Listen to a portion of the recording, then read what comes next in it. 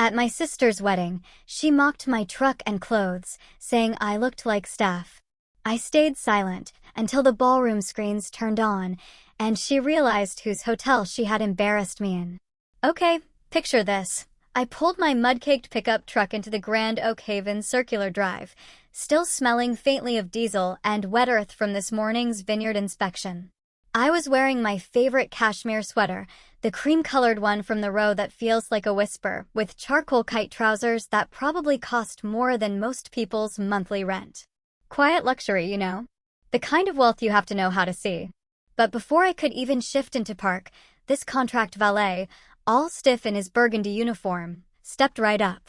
His face twisted into something ugly when he saw my truck. "Ma'am, you can't park this here," he said, waving his clipboard like it was a weapon. "VIP circle is for guests only."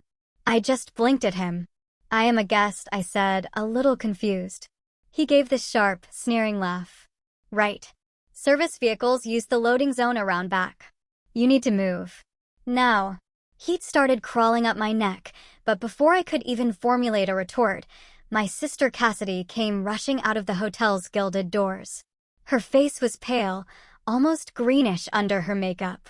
She was in her ivory silk rehearsal dinner dress, and her hands were fluttering like trapped birds. "Eloise? Wait." She practically threw herself between me and the valet. But she wasn't defending me. She was blocking me. Her eyes darted frantically towards the terrace, where clusters of wedding guests, champagne flutes in hand, were laughing into the October wind. "Cass." "What?" I started, but her whisper cut me off, sharp as a knife. "Please. Dad. His wife Linda. And the Sterlings are watching from the terrace.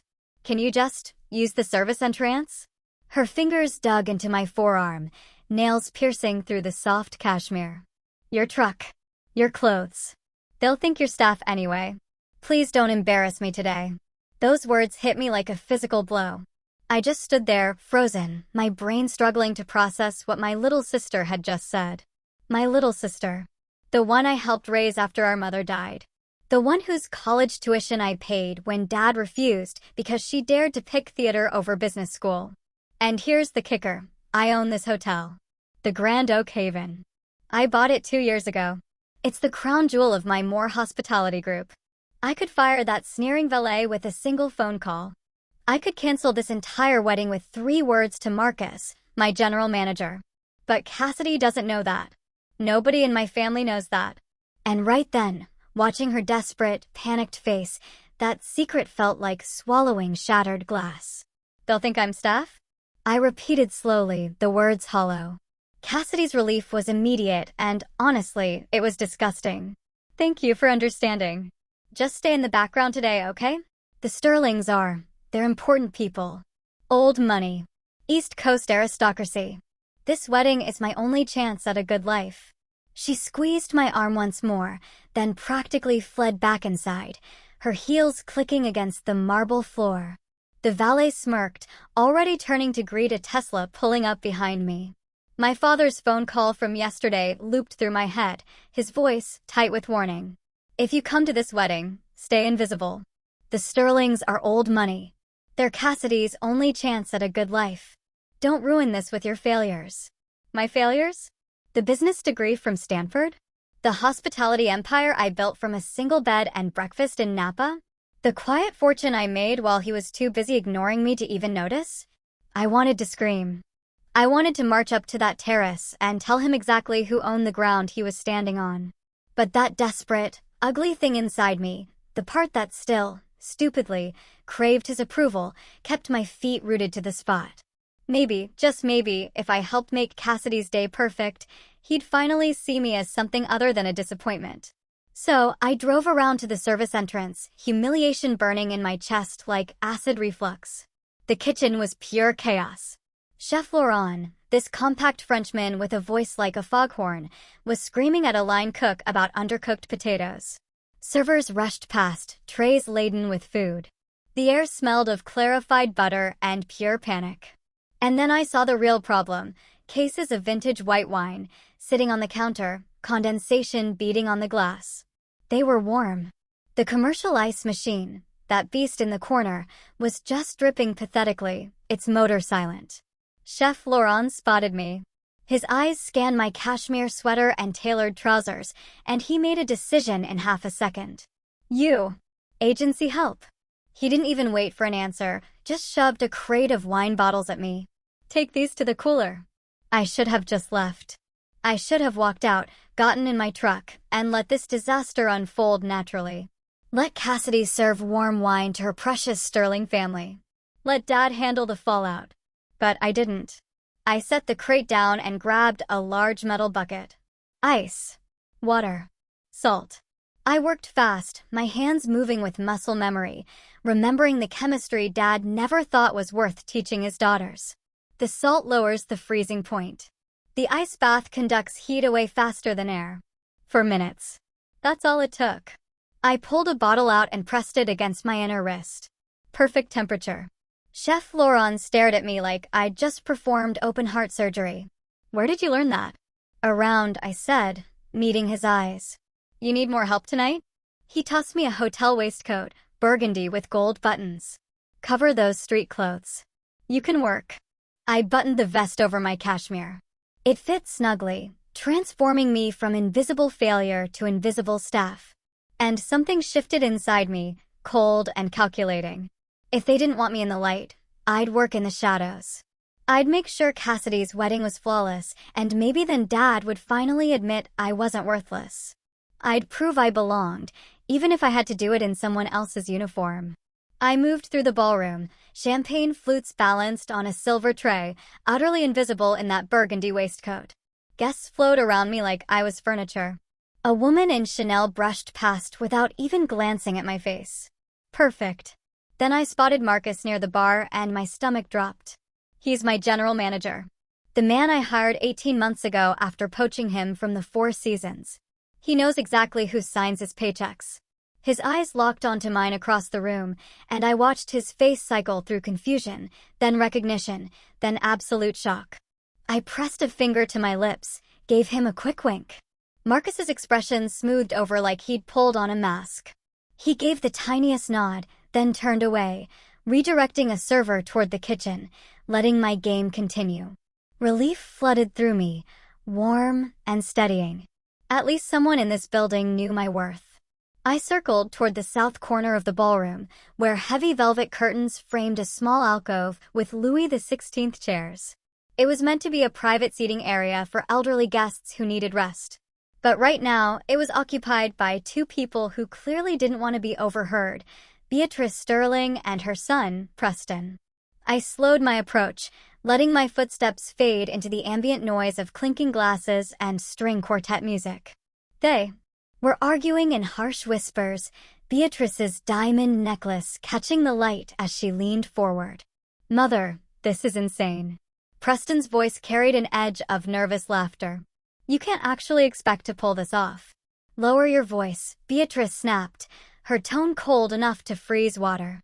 "And yes, I can. I already paid the sound technician $2,000 cash. During the toast, he'll swap out that saccharine photo montage with the video." My hands tightened on the tray. The champagne glasses trembled, a soft chime that made Preston glance towards me, but his eyes slid right past. "Just the help. Invisible."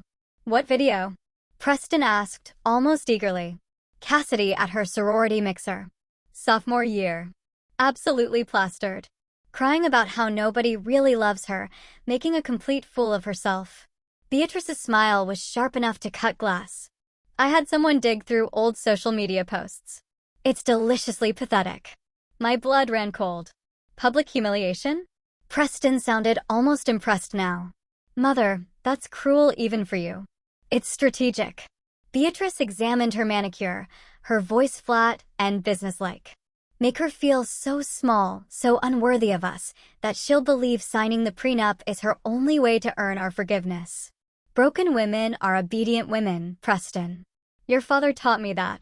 She'll sign away the dowry and her grandmother's trust just to make the shame stop." The champagne glasses were shaking harder now. I forced my hand still, but something hot and sharp was building in my chest. This wasn't snobbery. This wasn't even ordinary cruelty. This was predatory.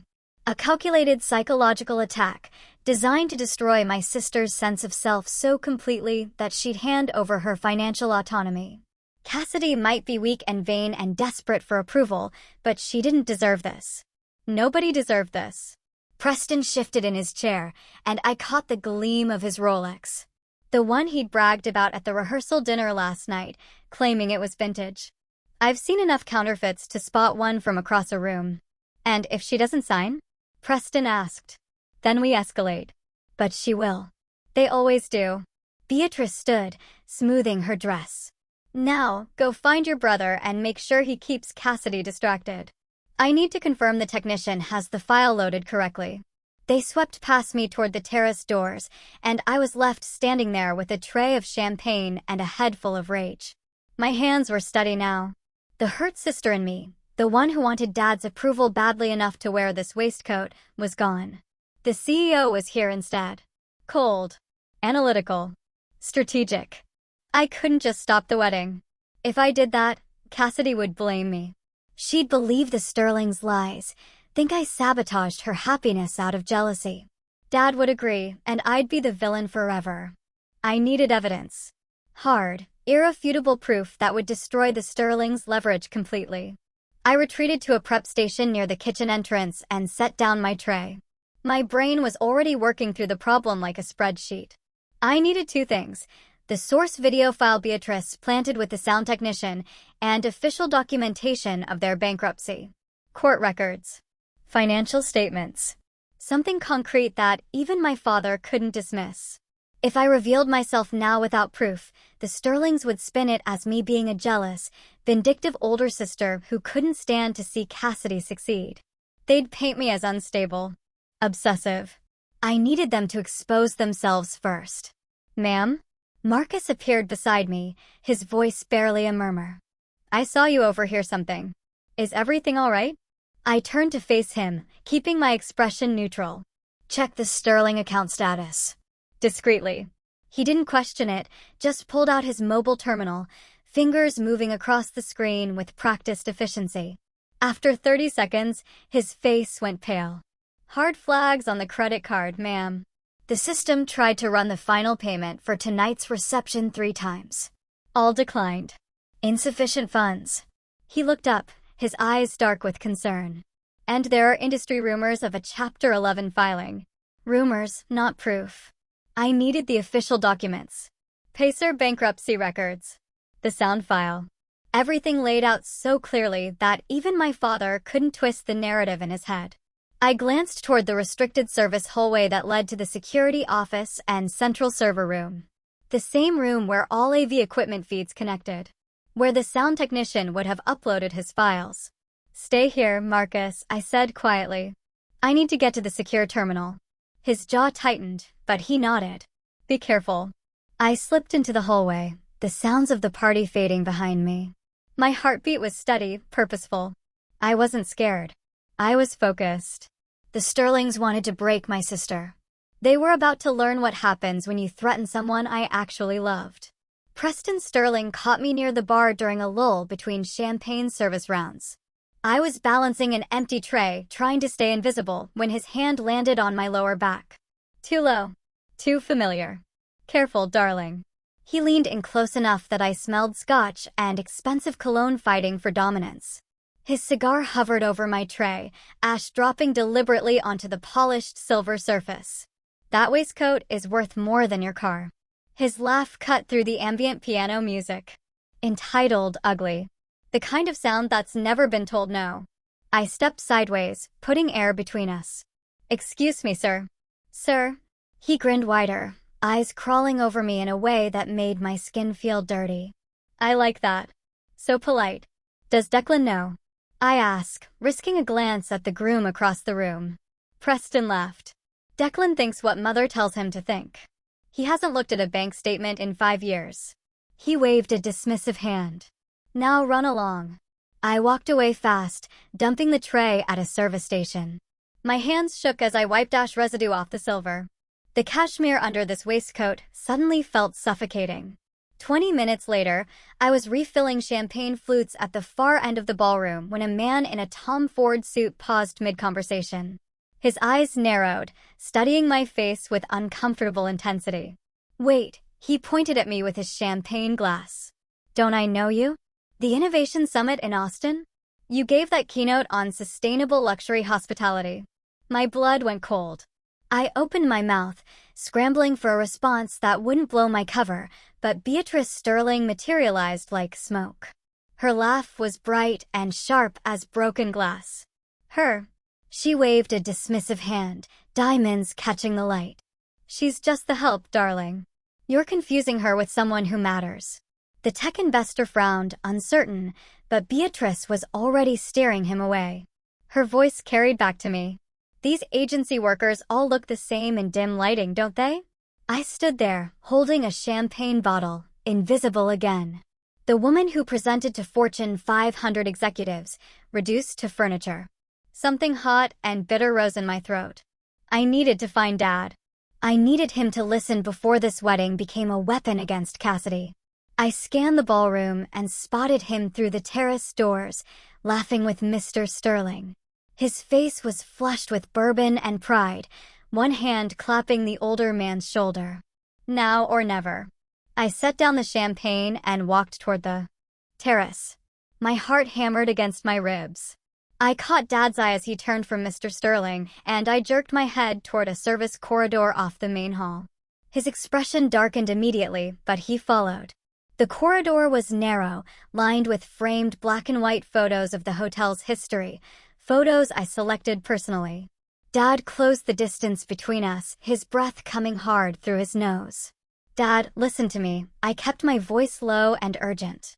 "The Sterlings are frauds.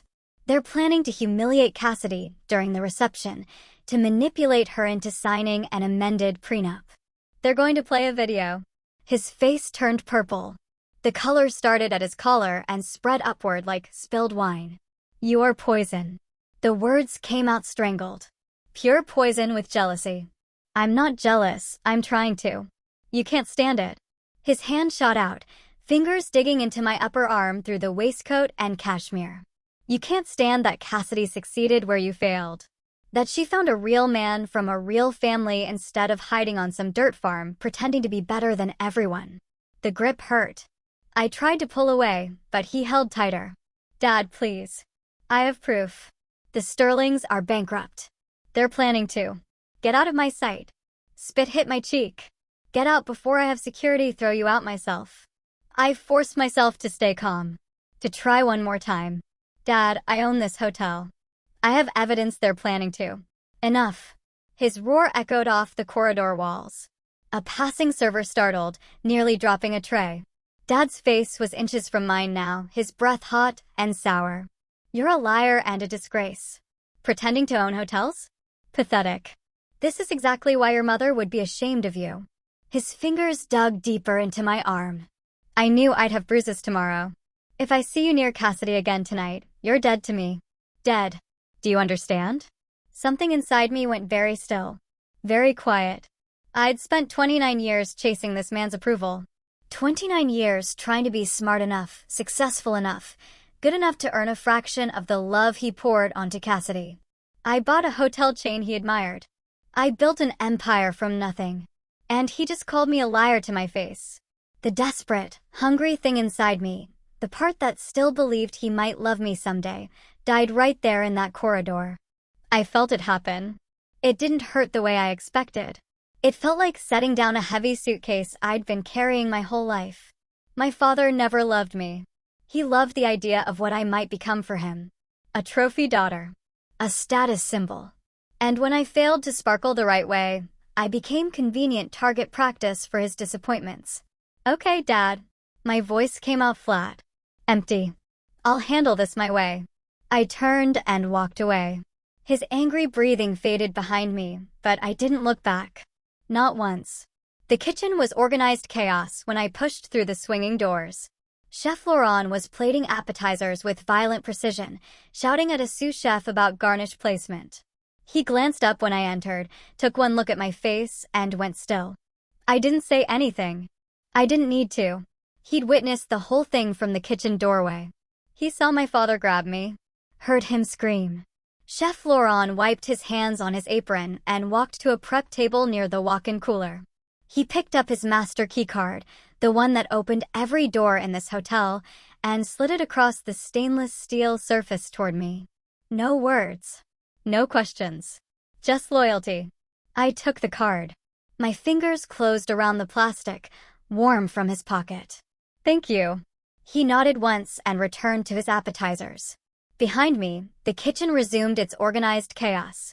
I headed toward the restricted hallway that led to the AV and security sector. I knew every inch of this hotel. Every shortcut. Every access point. Every system vulnerability. I designed half of them personally when I acquired the property. Behind me, I felt eyes on my back. I glanced over my shoulder and caught Beatrice Sterling watching from across the ballroom. Her champagne glass paused halfway to her lips. Her eyes narrowed, tracking the waitress who just walked into a restricted area like she owned the place. Which, of course, I did.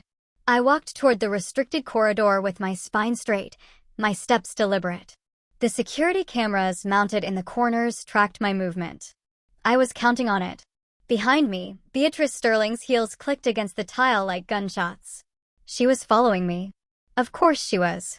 Paranoid people always assume everyone else is plotting against them. Probably because that's all they do themselves. Excuse me. Her voice cut through the hallway. Where do you think you're going? I didn't slow down. Chef Laurent's master keycard sat heavy in my pocket, and the door to the AV sector was 20 feet ahead. 15. 10. I said stop. Her screech echoed off the walls. I reached for the card reader, but Beatrice's hand clamped onto my shoulder, nails digging through the waistcoat. Security. She was screaming now, loud enough to shatter crystal. Stop her. This woman is a thief. I saw her take a guest's wallet from the coat check.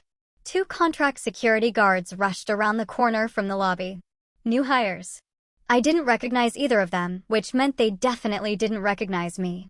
Perfect. Beatrice pointed at me like I was a cockroach she found in her salad. Search her. She's been lurking around restricted areas all night. Throw her in the security holding room until the police arrive. Keep her away from the guests. My father appeared at the corridor entrance. Our eyes met for 1 second. I watched him process the scene. His daughter being accused of theft by a wedding guest. He could defend me. He could ask questions. He could do literally anything a parent should do. He turned his back and walked away. The guards grabbed my arms. Their grips were firm but not brutal. They were just doing their job, following the hysterical commands of a woman in a designer gown who looked like she belonged here, unlike me in my borrowed waistcoat. Preston Sterling sauntered up, hands in his pockets, that ugly smirk plastered across his face. Trash always reveals itself, doesn't it? Beatrice practically vibrated with triumph. I knew something was wrong with her. The way she kept staring at our family, listening to private conversations. She's probably been casing the hotel all week. Please. I let my voice shake. Let my shoulders curl inward. I didn't take anything. I swear I didn't. One of the guards patted down my pockets. He pulled out Chef Laurent's keycard and my phone. Nothing else. No wallet. Beatrice's face flushed, but she didn't back down. She probably already stashed it somewhere. Just get her out of my sight before she ruins my son's wedding. The guards exchanged a glance. The taller one shrugged. We'll hold her until we can sort this out, ma'am.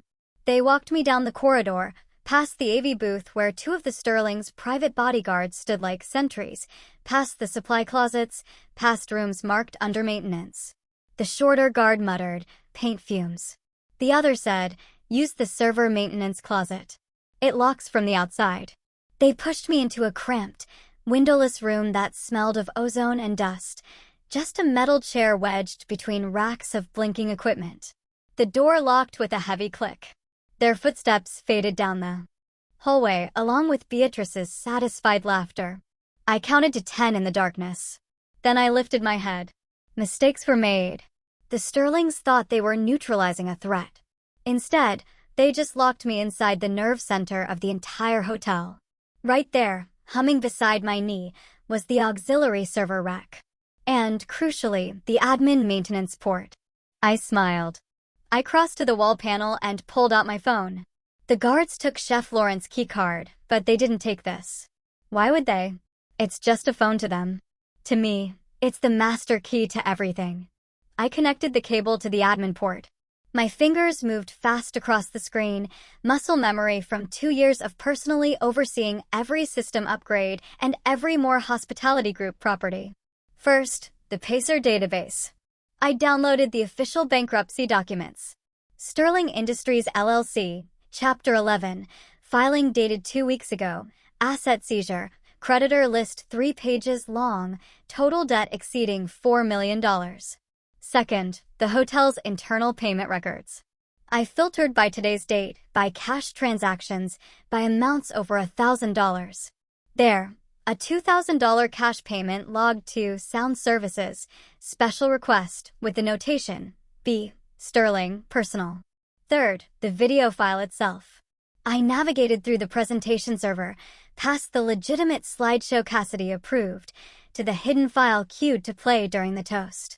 The file name made my stomach turn, Cassidy_party_fail_final.mp4.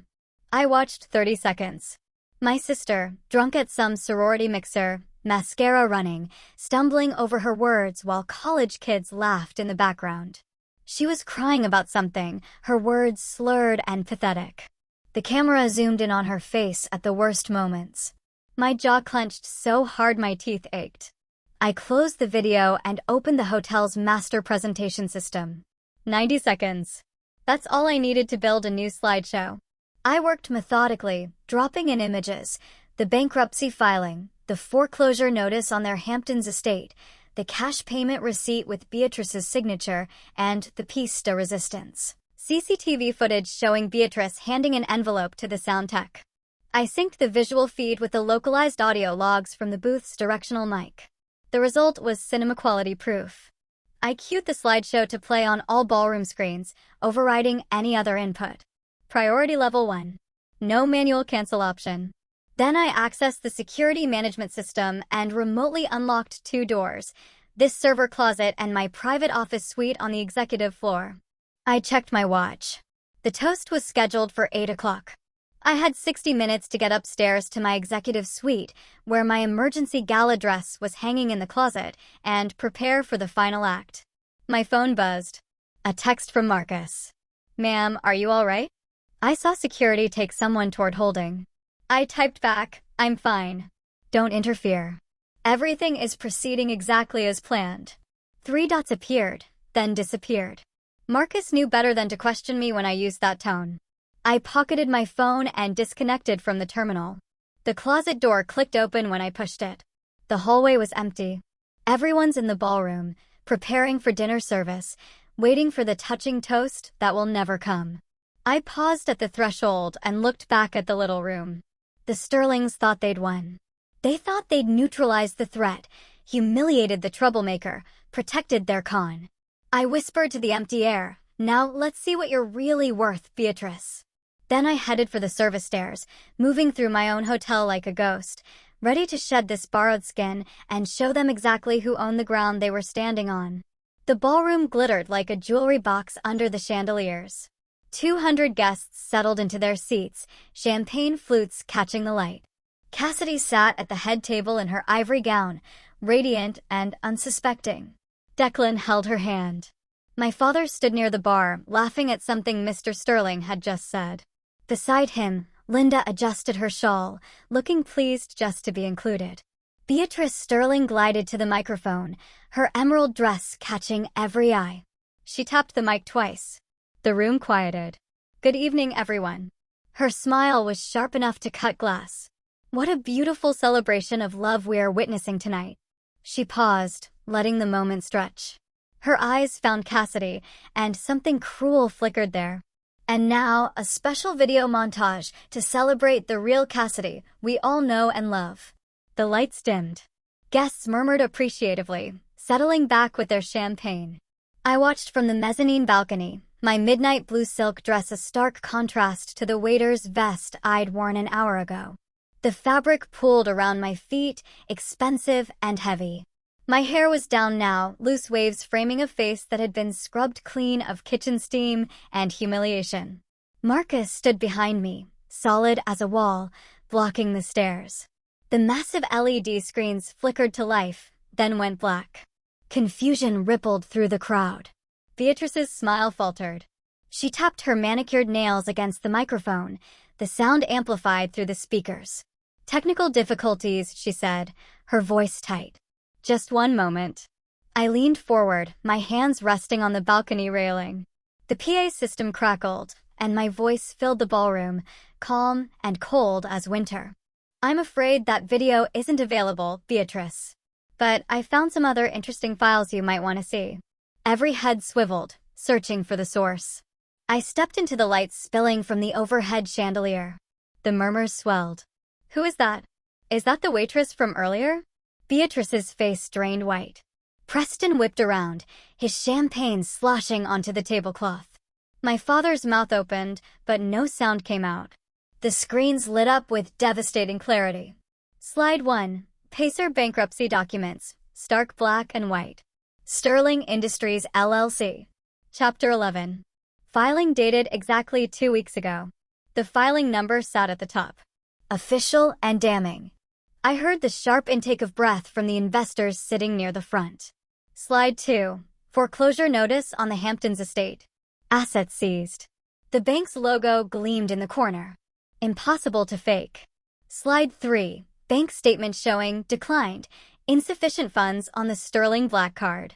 The one used to pay for tonight's reception. Transaction amount? $62,500. Timestamp, for hours ago. Slide 4. CCTV footage from the AV booth. Beatrice. Caught in perfect high definition. Handing a stack of bills to the sound technician. Thanks to my audio sync, her voice played crystal clear through the speakers. We need to break her spirit so she knows who owns her. The ballroom erupted. Guests pulled out phones. Camera flashes popped like tiny fireworks. I watched the sterling table as their world collapsed in real time. My voice cut through the chaos. "And regarding your final payment for tonight's reception, Mrs. Sterling," I held up my tablet, screen facing the crowd. The decline transaction glowed red. "Your card didn't glitch. It was a hard decline. Insufficient funds. You're bankrupt." Beatrice lunged for the microphone, but hotel security appeared from the shadows, blocking her path. She wheeled on them, voice shrill. "Get out of my way. I'll sue this entire hotel." The ballroom doors crashed open. The valet from this morning, the one who sneered at my truck, rushed in, eyes wild. "Mr. Preston Sterling, the repo company is towing your Ferrari. They say the lease is 3 months overdue." Preston vaulted from his chair, knocking over champagne glasses. His face flushed purple. "That's impossible. I paid that." "With what money?" someone shouted from the investor tables. Laughter, ugly and sharp, rippled through the crowd. Beatrice's composure shattered. She clawed at the security guard, mascara streaming down her face. "You can't do this to us. Do you know who we are? Bankrupt frauds." I said quietly, but the PA system carried every syllable. Declan stood frozen beside Cassidy, tears streaming down his face. "I didn't know," his voice broke. "I swear to God I didn't know." Cassidy stared at the screens, then up at me on the balcony. Recognition dawned slowly, disbelief written across her features. The sister she asked to use the service entrance. The sister she was ashamed of. I let the silence stretch until it ached. For those who don't know me, I'm Eloise Moore. I own Moore Hospitality Group, including this hotel. I bought it 2 years ago. I looked directly at my father. His hand gripped the bar rail, knuckles bone white. "I was asked to use the service entrance today because my truck embarrassed my family. So I served drinks and watched the Sterlings plan to psychologically destroy my sister for money they don't have." Robert tried to speak. His mouth worked, but nothing emerged. Linda, beside him, had gone absolutely still, her eyes darting around the room as if calculating the quickest exit. I turned to Cassidy. Her face was pale, eyes wide and wet. "The wedding can continue if you want, but the Sterlings owe this hotel $62,500. They can't pay." I paused, letting that sink in. That's your choice to make, not mine. Then I faced Beatrice. She'd collapsed against the security guard, her emerald dress crumpled. You have 1 hour to vacate the premises before I file charges for fraud and theft of services. Preston made one last desperate play, grabbing for the microphone on the head table. Marcus moved like water, stepping between him and the equipment. 2 more security guards appeared, their presence quiet but unmistakable. The investors were already leaving, disgust evident in their hurried exits. I heard fragments of conversation floating up. Chapter 11, 2 weeks before a wedding? That video plan was psychotic. I almost invested with them last month. Beatrice's sobs echoed through the ballroom as the security team escorted the Sterling family toward the exit. Preston kept twisting back, trying to catch Declan's eye, but Declan wouldn't look at him. Wouldn't look at anyone. I stayed on the balcony, watching the wreckage below. The screens had gone dark. The chandeliers seemed too bright now, illuminating every shocked face, every whispered conversation, every phone recording this moment for posterity. Cassidy still hadn't moved. She sat at the head table in her beautiful dress, staring at her hands. My father stood alone at the bar, and for the first time in my life, he looked small. I straightened my shoulders. Marcus nodded once, professional and perfect. Together we descended the stairs to handle what came next.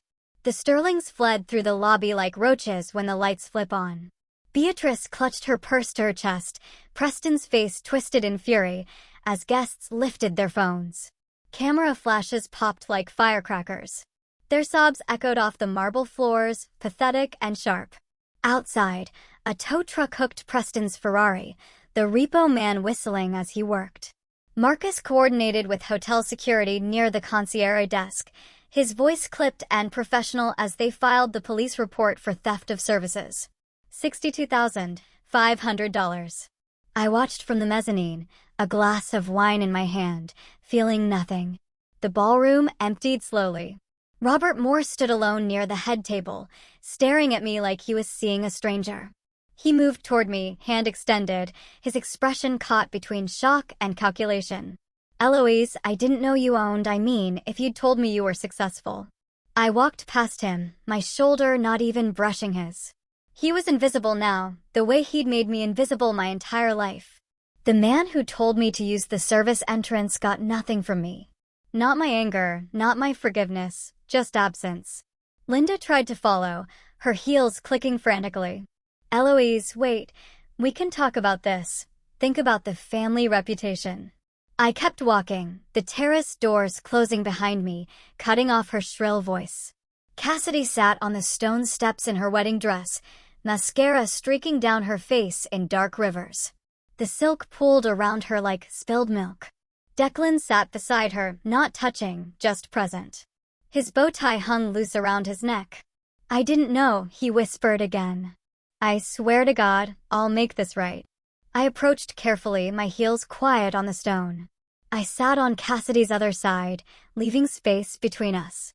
The garden smelled like jasmine and cut grass. Nobody spoke for a long time. Finally, Cassidy's voice cracked the silence. You own this hotel? Yes. And you used the service entrance because I asked you to? Yes. Her sob was small and broken. I'm so sorry. I pulled a contract from my clutch, the paper crisp and official. The hotel bill is $62,500. I won't pay it. If you two want to be adults, you pay it. Declan looked up, something desperate flickering in his eyes. How? Work. I set the contract between them. I'm offering you both employment contracts. Cassidy, laundry department. Declan, bellhop. Minimum wage, $15 per hour. Double shifts and weekends. It will take about 6 months of grueling work if you live cheaply. Cassidy stared at the paper, then at me. You're serious? Completely. I met her eyes. Or walk away and let your father handle it. Declan took the pen first. His signature was shaky but deliberate. Cassidy watched him. She looked down at her hands, her nails perfectly manicured for a life of leisure she thought she had secured. Then she looked at the rough industrial paper of the contract. She took a breath, picked up the pen, and signed. Her hand trembled, but she didn't stop. 6 months blurred past in fragments. Cassidy sweating in the industrial laundry, her nails broken and raw. Declan hauling luggage up endless flights of stairs, his uniform soaked through. Both of them eating sandwiches on the loading dock curb, laughing at something stupid. Their small apartment with thrift store furniture and no pretense. Just work and rest and the slow, painful freedom from fake status. 1 year later, the garden at the Grand Oak Haven bloomed white and gold. Cassidy wore a simple cotton dress. No veil. No train.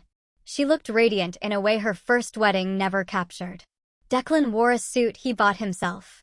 Tailored, but affordable. Real. Before the ceremony, Cassidy made a choice. Instead of the grand lobby entrance, she walked to the service door.